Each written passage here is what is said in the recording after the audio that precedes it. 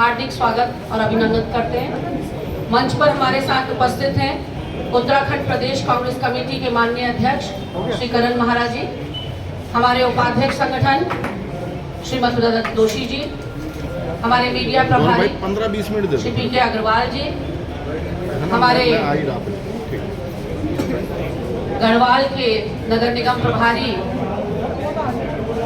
श्री विवेक पोखरियाल जी, श्री नवीन जोशी जी, श्री अमरजीत सिंह जी, श्री राजेश चमोली जी। अब मैं माननीय अध्यक्ष जी से निवेदन करूंगी ये आज की इस महत्वपूर्ण प्रेस वार्ता को आरंभ करें। माननीय अध्यक्ष श्री करण महाराज।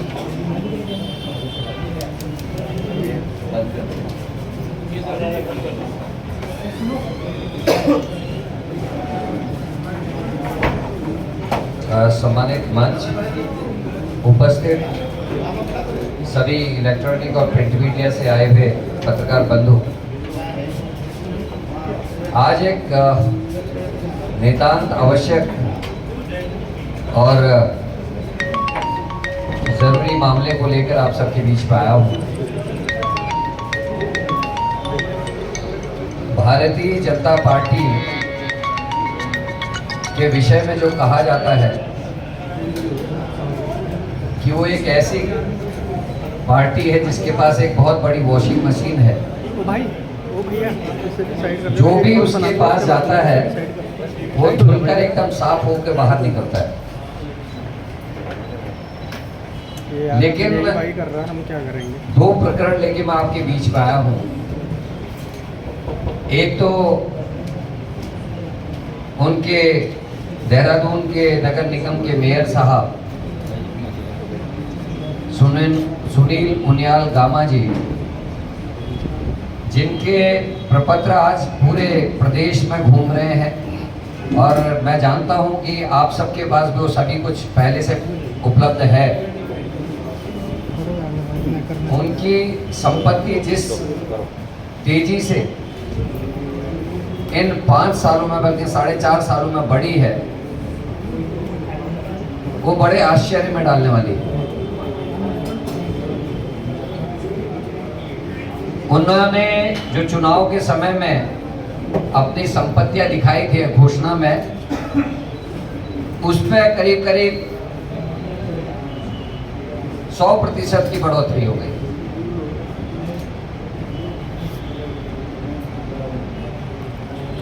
आय से अधिक संपत्ति के इस मामले में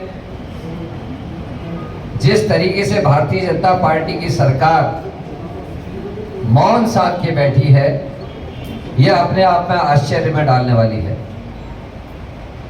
और हम लगातार कह रहे थे कि प्रदेश में जितने भ्रष्टाचार के कानून तोड़ने के कार्यक्रम दिखाई दे रहे हैं, उनमें कहीं ना कहीं भारतीय जनता पार्टी के लोग सम्मिलित देखे जा रहे हैं। और ये नई कड़ी में सुनील उनियाल गामा जी का नाम आया है।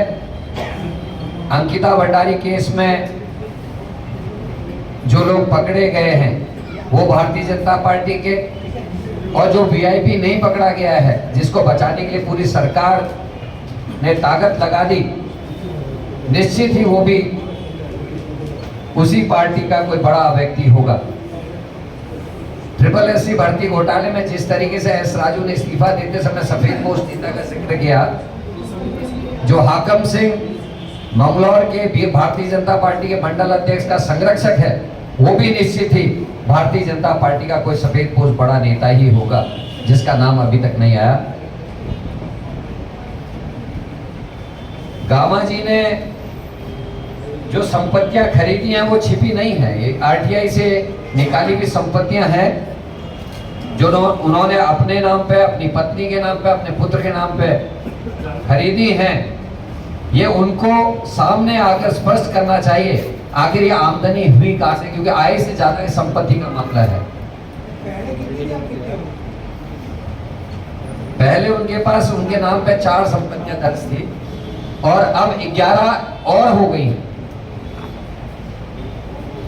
जिनकी मेरे पास सूचना है और ये संपत्तियों का जो मूल्य है, मैं बता रहा हूँ 100% से ज्यादा है।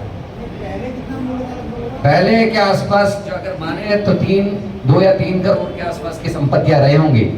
आज की जो संपत्तियां उसका बाजार मूल्य जो है वो लगभग 20 करोड़ के आसपास, मतलब 10 टाइम्स। तो ऐसे है, लेकिन बाजार का मूल्य जो है, और जो आप सब जानते हैं जो जिस रेट पे रजिस्ट्रियां चल रही हैं और जिस रेट पे जो बाजार के रेट है उसमें बहुत बड़ा अंतर होता है। लेकिन कुल कितनी संपत्तियां खरीदी, अगर आप चाहेंगे आपको सॉफ्ट कॉपी भेज दी जाएगी, इस पे हमने आना है। दूसरा जो महत्वपूर्ण विषय मैं आपके साथ बांटना चाहता हूँ वो भ्रष्टाचार को लेकर है और भारतीय जनता पार्टी की उस मशीन को लेकर है जिसका बड़ा जोर शोर से बखान मैं देख रहा था भारतीय जनता पार्टी के प्रदेश अध्यक्ष कर रहे थे कि इतने लोगों को हम शामिल कर रहे हैं, ऐसे ऐसे लोगों को हम तोड़ के शामिल कर रहे हैं। तो कैसे लोगों को तोड़ के शामिल कर रहे हैं उसकी एक वानगी आपके सामने रख रहा हूँ।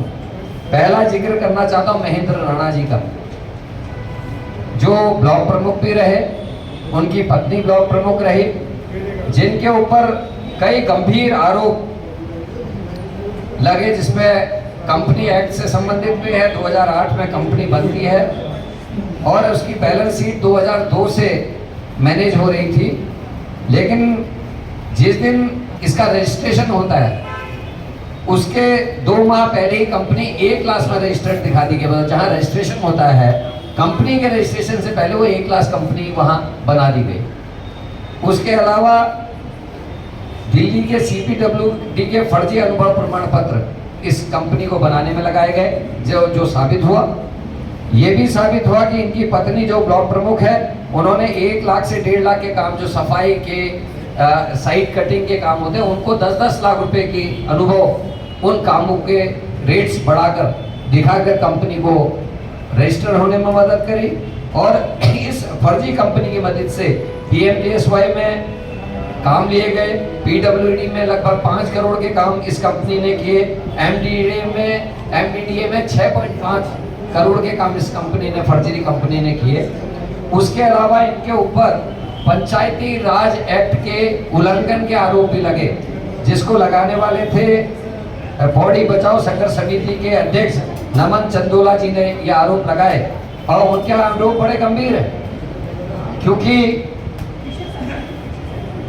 पंचायती राज अधिनियम के अंतर्गत पंचायत राज अधिनियम 2016 की धारा 53 क्षेत्र पंचायत की सदस्यता के लिए आर्ता 53/4 जिसमें सदस्यता का न रह जाना शामिल है। मतलब अगर कोई आदमी किसी क्षेत्र पंचायत से चुना जाता है और क्षेत्र पंचायत का मेंबर नहीं रहता, वहां से छोड़ देता है, अगर अपनी वहां की अपने नाम को हटा लेता है नामावली से, तो उस नामावली से हटने के साथ साथ उसका पद समाप्त हो जाता है, जो हमारा कानून कहता है। और उसके आधार पर वो प्रमुख के पद पर भी नहीं रहने चाहिए थे।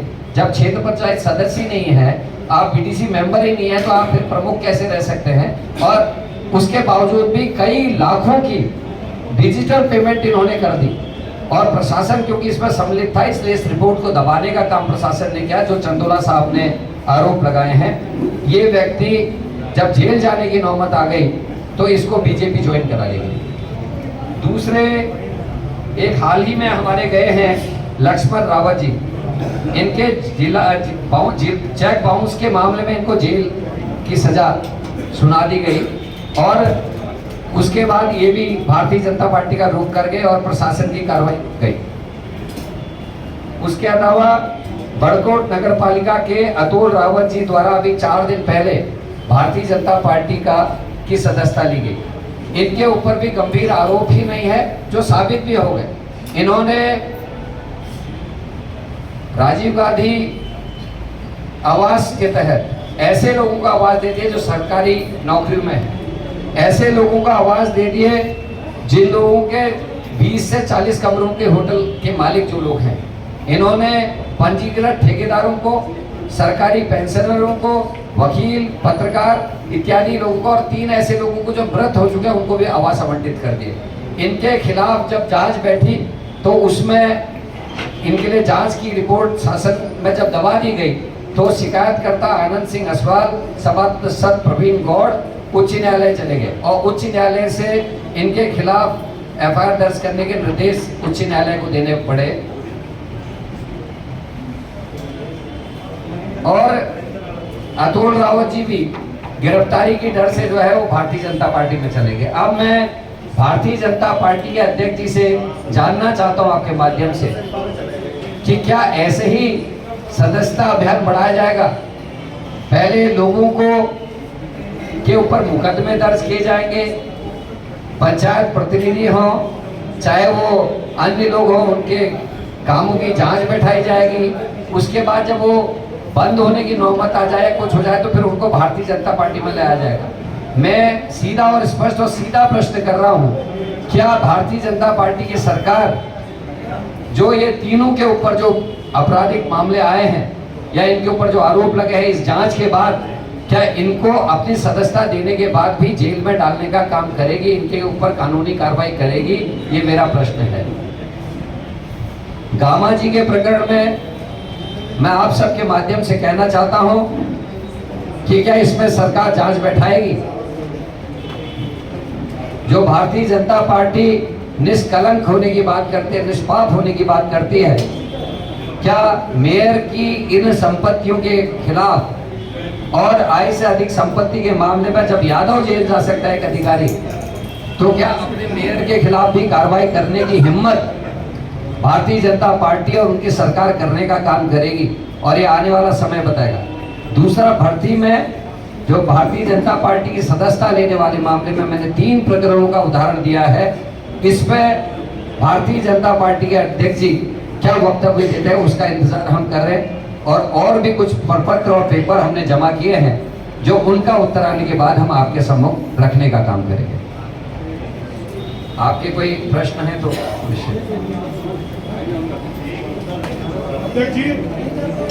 अध्यक्ष जी, मेयर साहब की संपत्तियों को लेकर